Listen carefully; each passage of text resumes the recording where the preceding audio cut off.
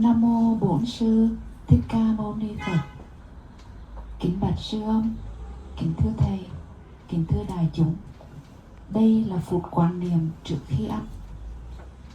Buộc dạy ta khi ăn nên duy trì chánh niệm, tắt đài phát thanh non-stop thinking trong đầu để tiếp xúc sâu sắc với thức ăn và tăng thân bao quanh, mà đừng suy nghĩ vẩn vơ về chuyện quá khứ hoặc tương lai, bên này hay bên kia. Ăn như thế nào để có an lạc, thảnh thơi và tình huynh đệ trong khi ăn. Đại chúng nghe tiếng chuông, xin nhiếp tâm thực tập 5 quán. 1. Thức ăn này là tặng phẩm của đất, trời, của muôn loài và công phu lao tác. 2. Nguyện ăn trong chánh niệm và với lòng biết ơn để xứng đáng thọ nhận thức ăn này. 3. Khi ăn, xin nhớ nhận diện và chuyển hóa những tâm hành xấu, nhất là tật ăn uống không có chừng mực. 4. Xin nguyện ăn như thế nào để giảm thiểu khổ đau của muôn loài, bảo hộ được trái đất và chấm dứt những nguyên nhân gây biến đổi khí hậu bất thường. 5. Vì muốn xây dựng tăng thân, nuôi dưỡng tình huynh đệ và chí nguyện độ đời, nên chúng con xin thọ nhận thức ăn này. Con kính xin mời đại chúng mình thực hành chánh niệm trong khi ăn 10 phút. Con xin cảm ơn.